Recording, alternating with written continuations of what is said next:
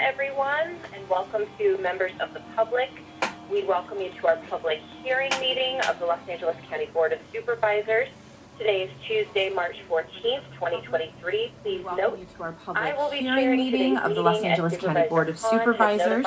Today is Tuesday, March 14th, 2023. Please note, I will be chairing today's meeting as Supervisor Han has notified us she's traveling on official business. Will be joining us remotely later in the meeting. The Chief Executive Officer, County Council, Executive Officer, and the Sergeant at Arms are all here to assist. We will begin today's board meeting with the county's land acknowledgement.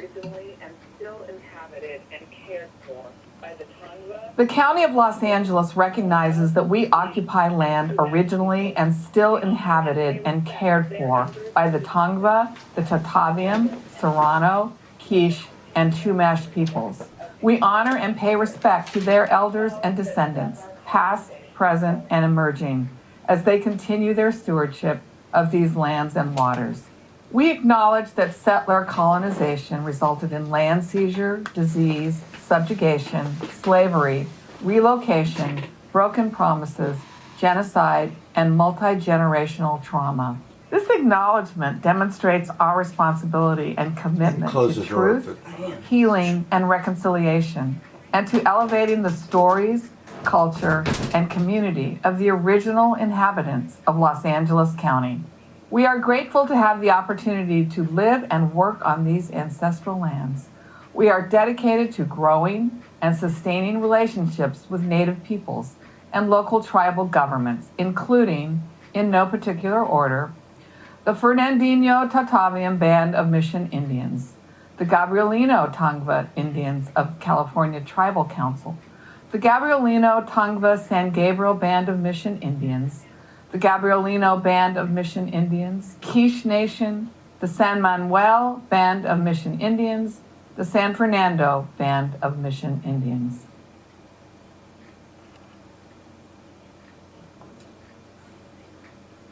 Thank you very much. Executive Officer, please call the agenda. We will begin on page 2, public hearings. Items 1, 2, 4, and 5 will be held for hearings. On item 3, the fire chief requests that this item be referred back to his department. And on item CS5, the director of personnel requests that this item be continued 1 week to March 21st, 2023. The requests for continuances and referred backs are before you. Moved by Supervisor Mitchell, seconded by Supervisor Barger to approve these items. That will be the order. Executive Officer, please play the Code of Conduct. Ladies and gentlemen, may I please have your attention? The meeting of the Los Angeles County Board of Supervisors is about to commence. A code of conduct will now be read, and we request that you comply with it to ensure the efficient administration of the meeting. Members of the public, it is your right to participate in today's board hearing, and the board encourages such participation. However, the right of the public to address the board must be balanced with the need to ensure that public comment does not interfere with the orderly course of the board's business. All are reminded to abide by the following rules. Speakers must cease speaking immediately when their time has ended. Public comment on agenda items must relate to the subject matter of that item. General public comment is limited to subjects within the jurisdiction of the board. Public comment does not include the right to engage in a dialogue with board members or staff. Please remain respectful of the forum and refrain from uttering, writing, or displaying profane, personal, threatening, derogatory, demeaning, or other abusive statements toward the board, any member thereof, staff, or any other person. Members of the audience should be respectful of the views expressed by speakers, staff, and board members, and may not clap, cheer, whistle, or otherwise disrupt the orderly conduct of the meeting. Any person engaging in conduct that disrupts the meeting is subject to being removed from the board meeting. And finally, if you witness conduct or behavior by other members of the public that disrupts your ability to remain engaged or participate in this meeting, please notify the Sergeant at Arms or other county staff. Thank you for your cooperation. Before we begin our public hearing items, Executive Officer, please read the call-in information that was also provided on the agenda and explain the speaking rules. For members of the public wishing to participate remotely, as indicated on the agenda, please call 877-692-8955 and use participant code number 443-3663. Members of the public participating remotely and in the boardroom, you will have the opportunity to address the board throughout the meeting. You will receive up to 1 minute to address the board on each of the public hearing items, and you will receive 1 minute to comment on all closed session items and 1 additional minute for general public comment for a total of 2 minutes. For members of the public joining us remotely, when the board moves to the item you wish to address, promptly press 1, then 0 to be entered into the speaking queue. Remember to turn down the volume on your device as soon as the moderator calls on you, or there will be an echo. You will need to press 1, then 0 for each item on which you would like to speak on. To ensure we hear from both in-person and telephonic speakers, we will alternate between the 2 speaking queues. Members of the public who are in attendance, when you hear or see your name displayed on the screen, please come down to the front of the boardroom and staff will assist you. Please do not approach the podium until directed to do so. We will begin by calling in-person speakers, and while they're coming forward, we will take telephonic speakers. Thank you. Executive Officer, please swear in the members of the public who are requesting to address the board on the public hearing items. Please stand and raise your right hand. In the testimony you may give before this board, you solemnly swear to tell the truth, the whole truth, and nothing but the truth, so help you God. Thank you. You may be seated. Thank you very much. Moving on to our first public hearing item, item 1. We will begin with item 1. For the members of the public on the telephone, please press 1, then 0 now to comment on this item. Executive Officer, please read the short title. Item 1 is a hearing on the annexation of tentative subdivision projects known as tract numbers 82498 and 82836 within the unincorporated areas of Hacienda Heights and Valinda to County Lighting Maintenance District 1687 and County Lighting District Landscaping and Lighting Act -1 unincorporated zone. A written departmental statement was provided and no correspondence was received. And are there any supervisors who would like to make remarks on this item?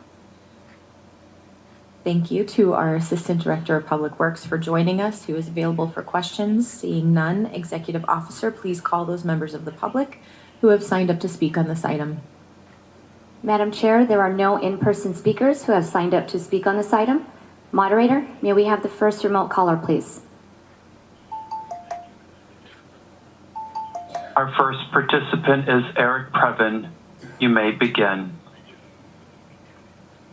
Thank you. It's Eric Previn from Studio City, but when I saw the term Valinda, I wanted to reach out to the community. There was a terrible standoff, as you recall, just 2 days ago, and I believe 100 shots were fired, but fortunately it was resolved. But this is a little assessment and a tabulation project to get a little more money into Department of Public Works, where they're doing a very, very nice job, especially given all the floods that we've been managing appropriately. So good work. Thank you. Thank you. It would, at this time, are there any other speakers? There is no other speakers, Madam Chair. Great. At this time, it would be appropriate to close the public hearing, direct the tabulation of the ballots, and table the item until later in the meeting for tabulation results and for action by the board. So that will be the order. Moving on to item 2. For members of the public on the telephone, please press 1, then 0 now to comment on this item. Executive Officer, please read the short title. Item 2 is a hearing on the weed abatement and brush clearance referee's report to abate hazardous brush, dry grass, weeds, rubbish, illegal dumping, and combustible growth or flammable vegetation on designated improved and unimproved properties in Los Angeles County. No departmental statement was provided and correspondence was received. Okay, and I believe we have several members of our fire department available, as well as our Deputy Director of Agriculture and Commission Director of Weights and Measures, available for questions. Thank you all for being here. Are there any supervisors who would like to make remarks on this item? Supervisor Barger. Madam Chair, I wanted to hear, I don't know if we have a lot of public testimony. I wanted to hear from them. I do have questions, so it's really what your preference is. Do you need to hear from the public before you ask your questions, or can we? Well, I've heard quite a bit from the public, let me tell you. Okay. Now, I mean, I guess... we have two people if you'd like to hear from them first. Okay. Okay, let's do that, Yeah, and then please. we'll get to questions. So, Executive Officer, please call those members of the public who have signed up to speak on this item. Will the following individual please come forward? Tomas Brown. Moderator, may we have the first remote caller, please? Our first participant is Beth Chan. You may begin. Thank you. I'll be addressing agenda item number 2 and general public comment. Good morning, supervisors. My name is Beth Chan. I have been a resident for 12 years in Santa Clarita. I recently received a notice from County of Los Angeles Fire Department to conduct annual brush clearance inspection within the next few months. I truly believe the annual brush clearance inspections are necessary on all declared hazardous properties. However, at this present moment, it appears that the program is disorganized. I cannot schedule an appointment to inspect my property. Fire department personnel will show up only when he or she is available. This will not allow me to hear firsthand recommendations from the inspector. The inspection fee is tolerable for people like us, senior citizens with fixed income, but I'm worried about the cost of remediation. A rough estimate to trim all the trees on my property is about $2,500. Thank you very much. Your time has expired. On the edge. Thank you very much. Your time has expired. Next speaker, please. Okay. Our next participant is Eric Previn. You may begin. Thank you. I'm not a big fan of not allowing the supervisors to ask questions before the public speaks because it's hard to, we don't have all the information. But I will underline that a $900 second fee, if they miss the $100 fee for all declared improved parcels, is fairly onerous. And you just heard from a speaker who's experienced it firsthand. They need to be fair. And this is an important issue, but the idea of penalizing as opposed to encouraging compliance is not the right message at a time when we're having so much financial turmoil. But and also you should let the public hear what the supervisors are asking, for God's sakes. Thank you. And now we'll turn to in-person speakers. Please go ahead. Hold on one second. Your mic isn't working. Good morning. There we go. My name is Tomas Brown. I own 2 properties in the 5th Supervisorial District, and I'm not opposed to the fire inspections, although I do have some recommendations that I've handed to your deputy. I recommend that we revisit the fee structure. In addition, I asked that the property owners if a property owner is in violation of the fire code, and he or she makes the changes, that they should receive some sort of reimbursement on their fee. Also, I recommend that the Board of Supervisors allow for the deduction on the expenses related to complying with the changes in the fire code per the tax the taxation. Thank you. Your time has expired. Thank you. Thank you. I'll now turn back to my colleague, Supervisor Barger. Thank you. Thank you, Chief Maroney, for being here. I know that we had a protest hearing up in Santa Clarita, and I know you've had, I think, 2 others, correct? How many residents were removed from the final declaration list after the protest hearings were held? That was 53. And was it primarily up in Santa Clarita? Yes, it was one community in Santa Clarita where we had made an error in including those 53 properties on that deck list that contained 115,000 properties. So this map is a 2007 map, correct? That's correct. We're using the state 2007 map for the very high and high fire hazard severity zone. For those people who live in a state responsibility area, if their property is in the very high or high, they are included on the list. And if they're in a local responsibility area like a city, then it's only if they're on the very high fire hazard severity zone, not the high. So, you know, and we've talked about this. I've heard from many concerned residents all over my district regarding the brush clearance notices.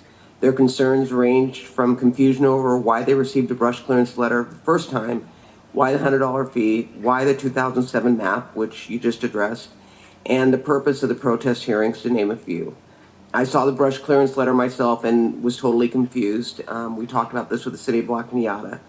This year, approximately 60,000 homeowners received a notice for the very first time with no prior explanation. While I understand the lessons learned from the Woolsey fire highlighted the need to be more accurate in identifying parcels, I truly do believe we cannot place the burden of understanding to our residents without providing proper advanced education and awareness. And that is something I'm hearing time and time again. And then to make matters worse, I learned that, or to make matters even more confusing, I learned that the state laws like AB 38 and AB 3074 are increasing the complexity of residents' understanding for the purpose of the inspections. Not many of the residents are aware of AB 38, also known as the real estate inspections requirement, which took effect in July of 2021. AB 3074 establishes Zone 0, which is a 5-foot ember-resistant zone that may require removal of all flammable materials within 5 feet of any structure, including balconies. Even though Zone 0 requirements will not be enforced until 2024, I've heard from some residents who began cutting down their trees or dismantling their landscaping as a result of receiving a brush clearance notice. So the confusion is clear. And I know in the case of the protest hearings, 2 hearings were originally scheduled in Lancaster and Arcadia, and then another one was put in on Saturday in Santa Clarita. In La Cañada, you're not having a protest hearing because there's nothing for them to protest. They completely fall into that category, correct? That is correct. I think a resident's ability to protest, especially in La Cañada, is also a confusion to my constituents because they don't understand why, if they live on flat land, even though it's in high density or in high fire zone. So again, I think it comes down to education. My last question is going to be, do we know when the state's going to come out with their new map? We believe that the state map for SRA will be later in 2023, and that the state map for the LRA, the local responsibility area, those incorporated cities, will be in 2024. And then that will once again be revised, so it may affect more homeowners? Correct. And we're looking at approximately a 14% increase in the very high fire danger zone for the 2023 map for the state. And that's going to increase the number of inspections, possibly increase the number of inspections for the fire department. So, and I guess Supervisor Horvath and I co-authored a motion requesting improved stakeholder engagement in mapping fire hazard severity zones in state responsibility areas. Is that being followed up on? Yes, I have my team, including Deputy Fire Chief Nick Duvalli, the Prevention Services Bureau, and then he also has the division, the Forestry Division, which is working on that. And your honorable board did extend, I believe it was 60 days for the review period for those state SRA and LRA maps. Okay, thank you, Madam Chair. Are there any other questions or comments? We too, in our district, received some comment from residents who got notices for the first time, and I understand that this is in part due to some updated data systems from the fire department. Can you talk a little bit about what the fire department has been doing to update your data systems? Yes, we're currently working on trying to get a public-facing internet portal where residents can go and look at their specific parcel and see if it is in the high or very high, depending on SRA versus LRA. I think the three components that have generated a lot of public interest on this matter were that there's going to be a new state map, that we're now charging a fee, and there's an addition. We went from 40,000 to 115,000 parcels that are going to be inspected because of the post-Woolsey fire after-action review, which showed that many of the homes that burned down in the Woolsey fire had never received a brush inspection. That should have. We should have been able to identify for those homeowners the things that put their house at risk. We're increasing our number of inspections, not only for resident and community safety, but also for firefighter safety, because firefighters do die when they fight structure fires during a wildland incident. So we're not only trying to protect communities and homeowners, but also our firefighters. That's why we're increasing the number of inspections from that original 40,000 number to the 115,000 number. But those three matters, the maps, the fee, and the increase, we did a very poor job with the educational piece. The first letter that went out was very confusing. When people read the first bullet regarding Zone 0, they started cutting down their trees when they did not have to. And the fire departments learned a tough lesson to know that we have to do a better job educating our residents when it comes to this mandatory program. So for the people who did receive a first-time notice, what will today's item do for them that would be different than some of the others that have actually become a nuisance situation? The 150, after your honorable board approves the 2023 deck list, that's going to give us the authority, which we don't have right now, to go out and perform the inspection. And then if we don't get compliance, then we can implement a fee structure to make sure that we do get that compliance from the residents. So approval of today's 2023 deck list allows us to go out and begin our annual brush hazard inspection process in April of this year. So those who have gotten a notice for the first time will be treated differently than those who have demonstrated a nuisance situation. Supervisor, if you could just explain demonstrated a nuisance situation, I'm not sure what. Well, I think there's a difference between somebody who gets a first notice and a property that has been routinely communicated with, that hasn't responded, is non-compliant. So I assume those two categories would be treated differently? Yes. So the first time inspection, when we're dealing with a homeowner for the very first time, we're going to try to educate them very well and work with those properties and those property owners to make sure that they come into full compliance. For somebody who routinely disregards the brush clearance notice, we do have a process for that, and we are not going to use those strategies on people who are receiving a first-time notice. But Supervisor Barger brings up a very good point. There are some state laws that are going to complicate what the fire department has to do, especially when it comes to AB 3074 and Zone 0 2024, when the State Board of Forestry finally opines on how we're going to implement that state law, that assembly bill. Thank you. Supervisor Barger, I see you have. Yeah, just Most latitude that's legally possible. Okay. yeah, and then HOAs versus individual property owners. I know in Santa Clarita that was also an issue. How are you addressing that issue with the HOAs? Currently, and in the past, the fire department has only inspected parcels that have single-family dwellings on them. We do realize that multifamily residences are also at risk, and in 2024, we're going to work towards adding multifamily dwellings like apartment buildings, condominium projects that might have an HOA to make sure that they do get a brush inspection to ensure that those residents and those buildings are safe during a wildland fire. But we're going to have to do a good job in early 2024 with the education piece if we're going to consider adding multifamily residences to the declaration list. We cannot repeat what happened last time. Thank you. Supervisor Barger, does that answer everything for you? Yeah, I just have to say, I mean, how do you think Santa Clarita went on Saturday?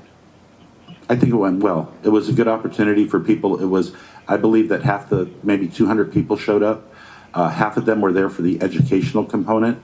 The other half wanted us to explain why they were on the declaration list. And we had our personnel from our forestry division and our fire prevention division there to actually walk them through the process, check their property. And we did identify those 53 notices that had to be retracted and taken off the declaration list. And just one last one, is this state driven? I mean, is this being driven by the state declaring the high fire zones, or is this being driven by the county? I would say both. The new state maps that are going to come out, we're operating off of the 2007 map right now, and that is being driven by the state, and they're going to update that map with that 14% increase in the very high fire danger zone. But we're doing it as a county to ensure the health and safety of the residents, to make sure those properties don't burn down, and make sure that we don't put firefighters at risk. So this is not new. I mean, this is just, you're now going to be charging for what you were doing for free. Correct. Your honorable board approved the fee increase in 2021, and we implemented it over a 3-year period. It's a $151 charge, but the first year was $50, the second year is $100, the third year is $151. And I think that this item, given the increase in fire severity that we have seen, that we are no longer in a fire season, but constantly in threat of fire, that the expanded region that the fire department has to tend to, all of these measures make sense in terms of fire preparedness. I think what we want to help is people come into compliance rather than feeling like the county's coming after them simply for existing in a home that they may have been in for a very long time. And so we want to help them be partners in this with us to keep our community safe, provide them the accurate understanding and information, help them understand how the department just raised an issue for me with the maps. So as those maps become more updated, does that mean that they will expand to other parts of the county? Or are we just looking at this particular area in District 5? Supervisor Solis, the area that is mainly going to expand by that 14% is in SD5. There are some areas possibly in SD3 that are also impacted, but it's mostly going to be SD5 for the increase in the very high, with the 23 and 24 maps that are going to be coming out from the state.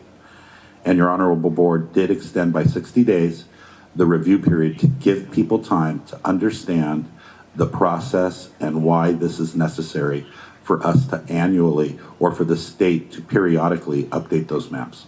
I would just add that for my new district, I have a large swath of land out in Rolling Heights, Hacienda Heights, but mostly Rolling Heights, I would say, Rolling Hills, and there's a lot of vegetation there. So I'm wondering what kind of prevention means do we have in place there? Because it does happen, and even in Avocado Heights, where we do have a lot of trees and other types of vegetation. So maybe at some point you could come back and give me or this board information on what we do for prevention, because I know we're not in a drought today, but given the seasonal complexities that we're going through, my sense is that homeowners need to be prepared.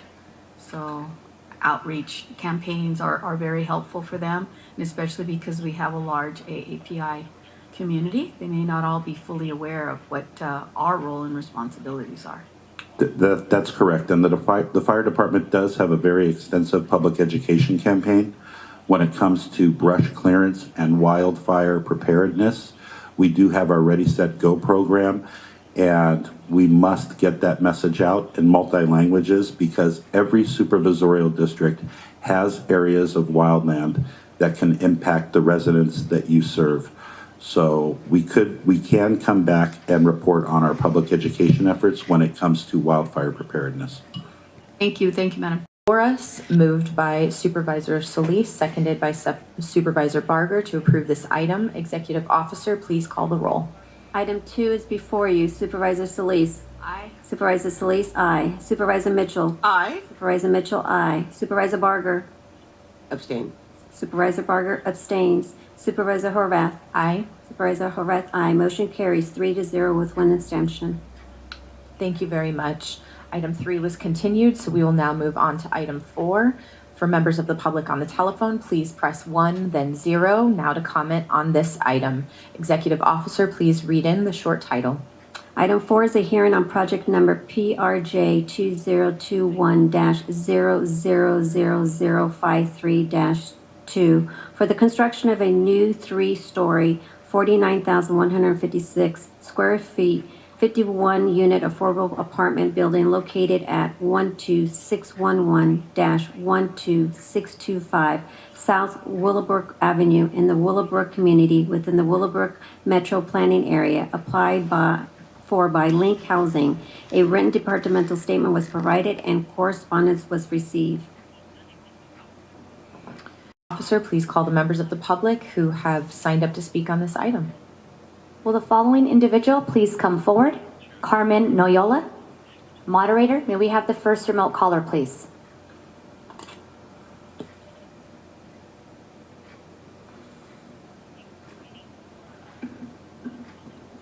Is it on? Okay. I think we're waiting for our telephonic speakers first. I show that there is no telephonic. Okay, then we are. Right to you, Madam Speaker. Alrighty. Good morning. My name is Carmen Iola, Assistant Project Manager at Link Housing.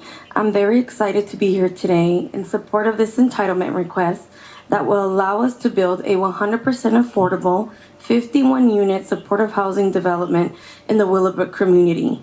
Link Housing is a 39-year-old mission-driven nonprofit organization whose mission is to build communities and strengthen neighborhoods for people underserved by the marketplace.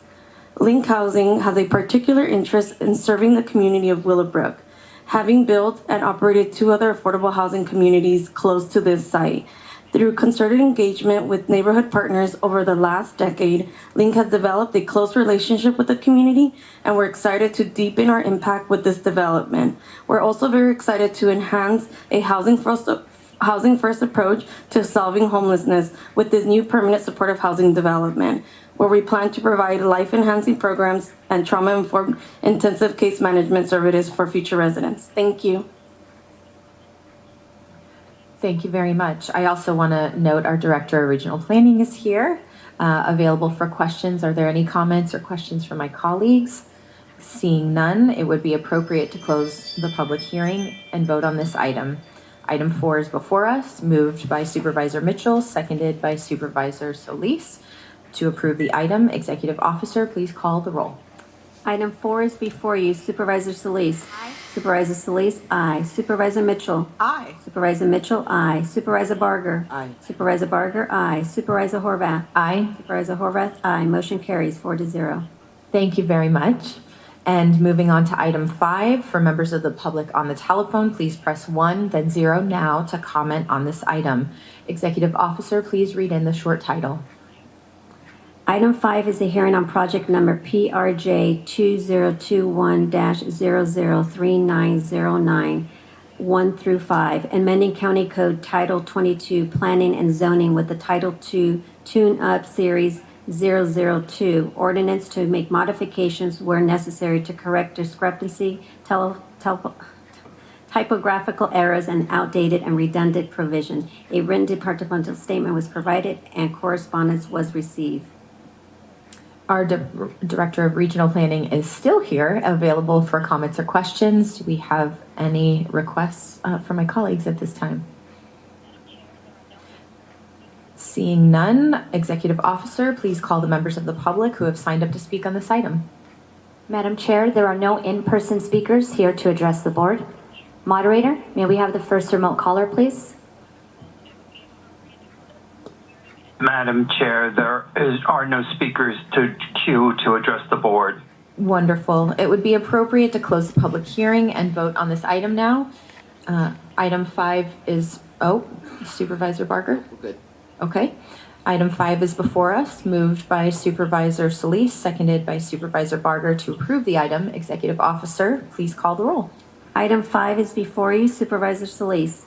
Supervisor Solis, aye. Supervisor Mitchell. Aye. Supervisor Mitchell, aye. Supervisor Barger. Aye. Supervisor Barger, aye. Supervisor Horvath. Aye. Supervisor Horvath, aye. Motion carries 4-0. Thank you. We'll now return to item 1. Executive Officer, please report on the ballot tabulation results.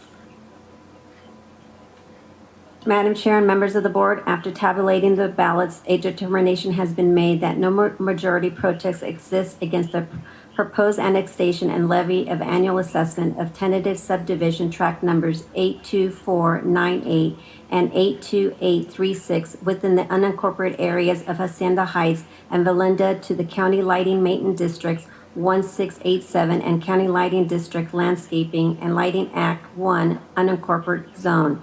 As a result, it would be appropriate for the board to adopt the resolution ordering annexation and levying of assessments and the joint resolution approving and accepting the negotiated exchange of the property tax revenue resulting from the annexation of subdivision territories to County Lighting Maintenance District 1687 for fiscal year 2024-2025. Thank you very much. Seeing no further comments or questions, item 1 is before us, moved by Supervisor Solis, seconded by Supervisor Mitchell to approve the item. Supervisor Solis, you have okay. Executive Officer, please call the roll. Item 1 is before you. Supervisor Solis. Aye. Supervisor Solis, aye. Supervisor Mitchell. Aye. Supervisor Mitchell, aye. Supervisor Barger. Aye. Supervisor Barger, aye. Supervisor Horvath. Aye. Supervisor Horvath, aye. Motion carries 4-0. Thank you very much. We will now hear from members of the public wishing to address the board on the closed session items and general public comment. For members of the public on the telephone, please press 1 then 0 now to comment on these items. Executive Officer, please call those members of the public.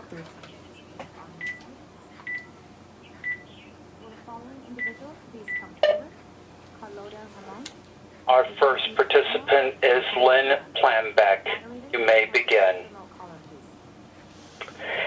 Hello, Supervisors. I signed up to speak on public hearing item 5, but was not called, and I find this very disturbing.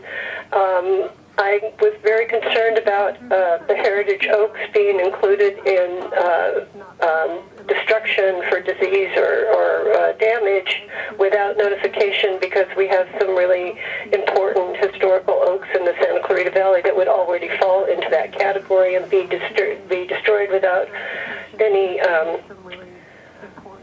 any notice. And we spent some time writing a letter, which I'm not sure that anyone read. You might want to look at it because it has some interesting pictures of the oaks.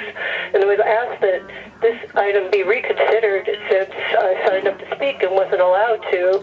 I would also ask that a advisory committee of interested public be formed to make any comments prior to these tune-up items being brought to the attention of the supervisors. As you know, our organization, Santa Clarita Organization for Planning and the Environment, has now spent tens of thousands of dollars for a small organization just trying to make sure the Brown Act is not violated and trying to protect our native oak resource in the county.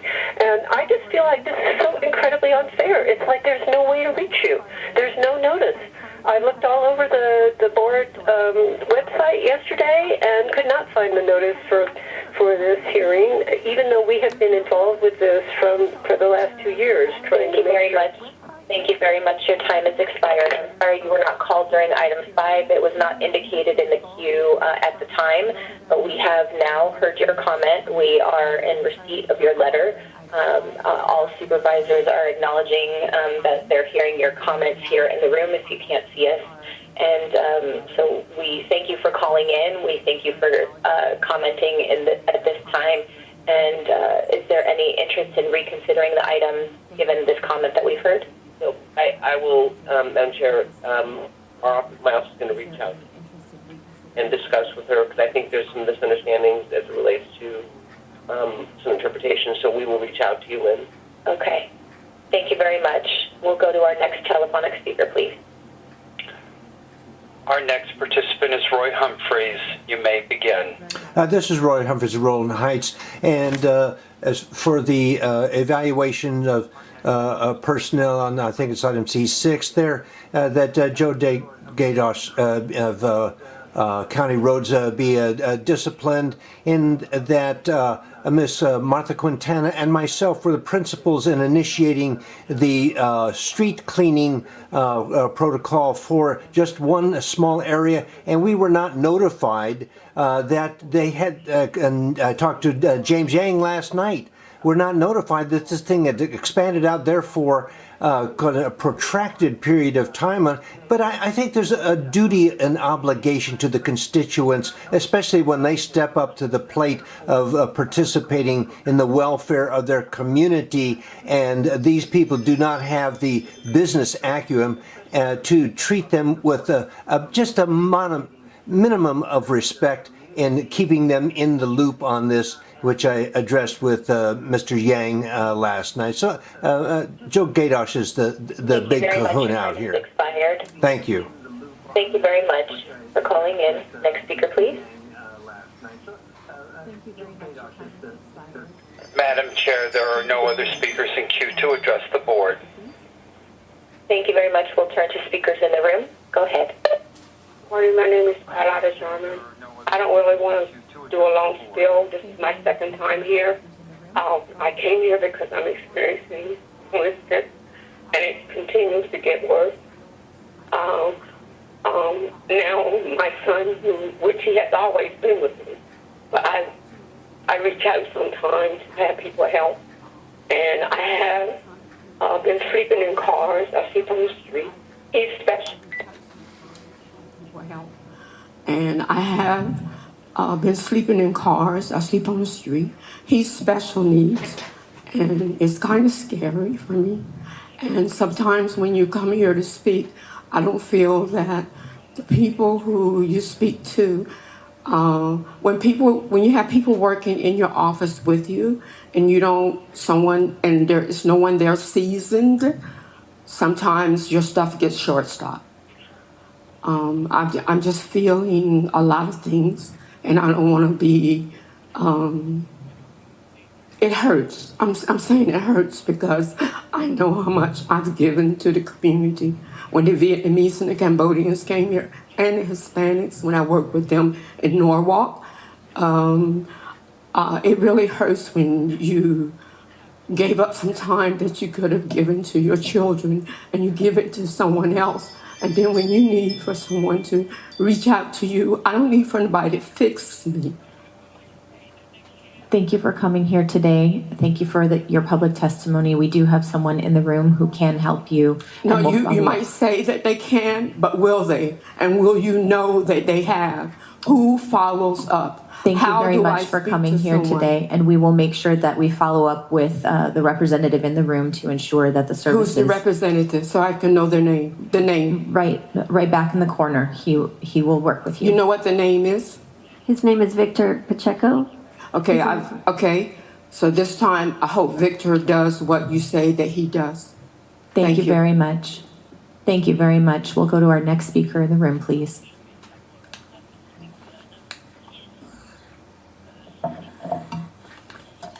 Good afternoon, Dr. Geneviève Clavrol. I'm going to speak to item CS 6 and CS8 and public comment.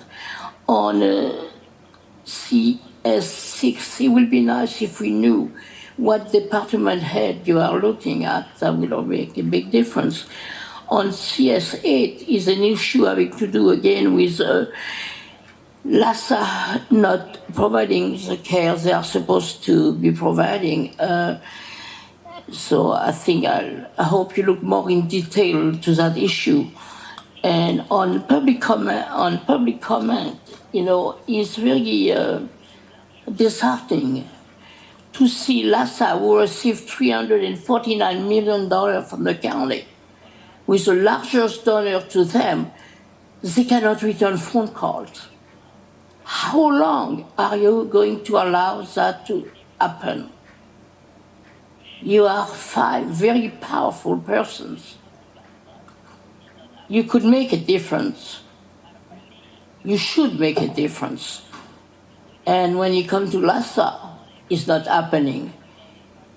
I really demand that you do an inquiry on everything going on in LASHA and how come more people are becoming homeless by the day because of their lack of follow-up and lying. And that need to be dealt with. Thank you for listening. Have a good day. Thank you very much. Are there any other speakers in the room? I believe we have one more now in the telephonic queue.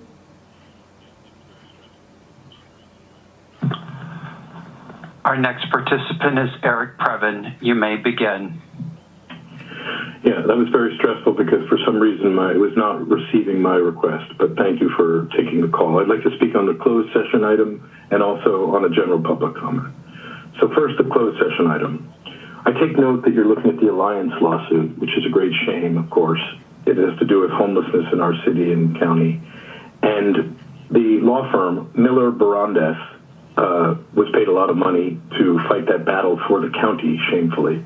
They also were the firm that settled for $28 million with Vanessa Bryant, and they're also the firm that insert. So we need to see how much they're paid, Supervisor Horvath and the supervisors. We need to understand what's being deployed to this firm. Nobody is above the law, as President Biden said, who, by the way, is in Los Angeles as we speak. And I'm veering towards my public comment. I want you all to know that we are all watching. We see you as Mayor Garcetti is trying to conduct one of the most astonishing maneuvers ever conceived. He's trying to deny that 19 whistleblowers from the same firm, Whistleblower Aid, that blew the whistle on the Russians in Ukraine, Catherine Haugen of Facebook helped her. These are real, this is not a bipartisan game. I mean, this is not a partisan game. This is people who have voices that are being crushed by power, speaking out about wrongdoing. 19 of them, Angelina in Los Angeles, spoke out, came forward. We cannot allow this charade that Rick Jacobs, who was at Karen Bass's inauguration, is an innocent man. And Garcetti knew or should have known. This is what you all based your careers on, sticking up for people who are the voiceless. For God's sakes. Everybody is watching. He was on, Naomi Sullivan went on Jake Tapper yesterday, who sat there soberly and thanked her for doing the difficult thing. It's not appropriate. Miss Mayor Garcetti will be okay. This is not a fair consideration. And Charles Schumer Thank you. really Your has time some is nerve. expired. I mean, you know. Thank you. Your time is expired. Are there any other speakers in the telephonic queue? No other speakers, Madam Chair. All right, then this concludes our time for public comment. Members of the public and colleagues, we're now going to go into closed session. Executive Officer, please read us in.